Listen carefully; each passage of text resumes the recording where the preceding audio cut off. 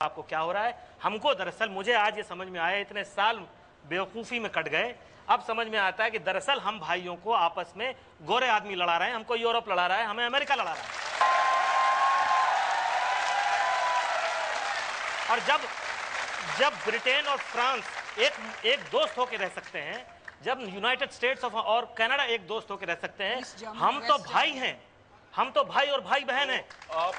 और ये लड़ाई कोई जर्नलिस्ट नहीं लड़ेंगे, ये लड़ाई कोई अफसर नहीं लड़ेंगे, ये लड़ाई तो नेता कभी लड़ ही नहीं सकते। मैं मजलूम के लिए बोलता हूँ, मजलूम के लिए खड़ा होता हूँ। हमारे हिंदुस्तान में भी बहुत लोग मजलूम हैं और पाकिस्तान में भी मजलूम है।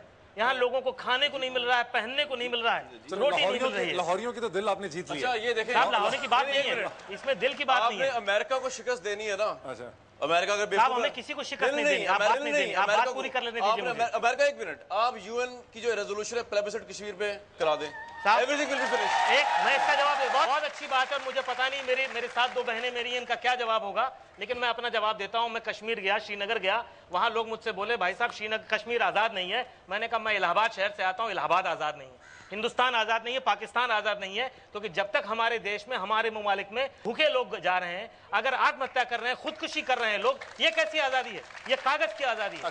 तो उसको एक हिस्सा, एक सूबा अलग करके मत देखिए, उसको आप पूरा अपने मुल्क को देखिए। इसको डिस्कशन को अजीत आगे बढ़ाते हैं। अरे साहब मेरा तो जवाब ही नहीं सुना। चलिए प्लीज जल्दी कि क्या हो क्या रहा है? ये टेलीविजन में बड़ी जल्दी सब होता है। कॉर्पोरेट इंटरेस्ट है, पॉलिटिकल। देखिए साहब, ऐसा मीडिया की ओनरशिप किसकी, ये देखना पड़ेगा। अमेरिका में मीडिया की ओनरशिप 0% नॉन अमेरिकन की हो सकती है। कोई गैर अमेरिकी आदमी अमेरिका के किसी भी मीडिया की ओनरशिप नहीं ले सकता। रूपर्ट मर्डॉक को वहां पर टीवी चैनल चलाने के लिए अमेरिकन सिटीजनशिप लेनी पड़ी। हमारे हिंदुस्तान में हमारा जो रूलिंग सोशल पॉलिटिकल क्लास है, हमारी मीडिया को बेचे डाल रहा है। हमें we have to go back to our own national interest. हमको समझना पड़ेगा हमारा नेशनल इंटरेस्ट क्या है, हम किसके लिए खड़े हो रहे हैं। ये जो मीडिया हिंदुस्तान में आज काबिज है, ये सिर्फ पैसे के लिए आगे बढ़ता है, ये रेटिंग्स के लिए आगे बढ़ता है। और यही कहानी पाकिस्तान में भी है। मैंने एक बात खत्म कर रहा हूं, मैं बात खत्म कर रहा हूं साहब। मैंने तो बड़ी सिंपल सा एक आइडिया दिया था। CNN IBN जो है, ये CNN की इन्वेस्टमेंट है। नहीं, इन्वेस्टमेंट की बात नहीं है, बात लिमिटेड बात, मैं किसी एक की बात नहीं कर रहा हूँ। देखिए आज की तारीख में, आप प्रोफेसर चॉम्स्की की किताब के बारे में हम लोग बात कर रहे थे, मैन्युफैक्चरिंग कंसेंट, 28 साल पहले लिखी उन्होंने। उसमें एकदम साफ जाहिर होता है, सिर्फ इंडिया पाकिस्तान की बात नहीं है, अमेरिका का मीडिया भी अमेरिकन सरकार के बताए रास्ते पर चलता है। ये कहा हमने शुरू, ये दुनिया की कहानी। एक सेकंड, मतलब you work for NDTV, you been working for a Pakistani television channel, माशाल्लाह मेजर नेटवर्क टेलीविजन चैनल।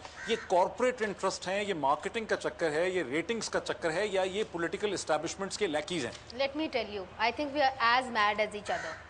कोई इसमें वो बात नहीं है, कोई फर्क नहीं है। बात असल में ये है कि हम यहाँ पे आके बहुत सारी बातें करेंगे। पाकिस्तान और हिंदुस्तान जो है वो जिस तरह दो बिगड़े हुए भाई नहीं होते, एक कहता है तुम्हारे कान के ऊपर कोई दाग लगा हुआ है, दूसरा कहता है तो तुम्हारे नाक के ऊपर भी लगा हुआ है, तीसरा कहता है तुम्हारा घुटना ऐसा है, तो तीसरा कहता है तुम्हारी आंखें टेढ़ी हैं। देखें, हकीकत ये है, जिस तरह कामरान ने कहा कि हमें ऑब्जेक्टिव रहना सिखाया गया है, तो कामरान आज कुछ सच भी बोल लें। हमने भी बहुत कुछ TRPs के लिए किया है, बहुत कुछ हमने TRPs के लिए किया है, ठीक है। और यहाँ पे अगर आप कहते हैं कि TRPs के लिए जर्नलिस्ट कुछ नहीं करते, तो फिर हम झूठ बोल रहे हैं। हम ज़रूर करते हैं। और अगर आप कहते हैं कि यहाँ का हर जर्नलिस्ट ऑब्जेक्टिव है, तो फिर भी हम झूठ बोल रहे हैं। देखिए, जर्नलिज्म में बहुत पेचीदगियाँ आ गई हैं, हमारे मुल्कों में बहुत मसाइल आ गए हैं। मसला ये है कि आप हमें ताना देते रहेंगे कि आप बलूचिस्तान के बारे में कुछ क्यों नहीं करते, फलाने ढिमकाने तंजीमों के बारे में, कलदम तंजीमों के बारे में कुछ नहीं करते। हम आपको कश्मीर का ताना देंगे, हम आपको माओइस्ट का ताना देंगे। वो ताने चलते रहेंगे और वो चलेंगे पता नहीं कब तक। बात असल में ये है, अगर आप मीडिया का आपका सब्जेक्ट है, तो मीडिया के हालात तो ये हो गए हैं कि वो TRP इसके लिए कुछ भी करने को तैयार है। ये एक हकीकत बन चुकी है। कुछ जर्नलिस्ट हैं जिन्होंने अपनी इज्जत बचा के और उस प्रोफेशन को सही तरीके से सही डगर पे लेके जा रहे हैं, मगर हम इस वक्त एक डिलेमा, एक क्राइसिस सिचुएशन में हैं। तो क्या हालात ऐसे भी आ जाएंगे कि टेलीविजन चैनल रेटिंग्स के लिए धमाके करवा देंगे, बॉम्बिंग्स करवा देंगे? ऐसे भी आ जाएंगे हालात? नहीं, अल्लाह ना करे जी, अल्लाह ना करे ऐसा हो। मगर जो एक फॉर एग्जांपल, अगर हम यहाँ पे कोई डिबेट कराना चाहें जिसके अंदर बोरिंग डिबेट हो और तालियां ना बजे, तो वो कोई नहीं देखना चाहेगा। Let's be honest about it. हम भी चाहते हैं कि ये हो ताकि रेटिंग्स बढ़े। तो टेलीविजन चैनल्स रेटिंग के लिए इसलिए प्ले करते हैं कि लोग वो चाहते हैं, उनका जवाब है कि लोगों की डिमांड है, वही वो चीज उनको दिखाते हैं। But I don't think journalists can be generalized like that. I take Munize's point completely कि ratings के लिए काफी कुछ करते हैं channels, लेकिन at the end of the day, as she said, बहुत सारे journalists ऐसे हैं जिन्होंने अपनी इज्जत बचाई हुई है, जिनको objectivity and telling the truth from the ground is very important. And I think those are the journalists that eventually stand over a period of time. जो the ones that have you mentioned Zahid Hamid, after a while जो craze होता है वो rhetoric का, वो craze भी cut जाता है। इंडिया में जो आपने देखे हैं जो चैनल्स बहुत मतलब रेटरिक के साथ, एंटी पाकिस्तान फीलिंग के साथ 26/11 के बाद आए थे, उन्होंने भी अपना हाँ थोड़ा नाजुक कर दिया है, अपना रुख थोड़ा इतना सख्त नहीं है। So I think over time that very extremist position does not work. I think certainly I can speak of the Indian public and the viewing public. Indian public likes to move towards the center.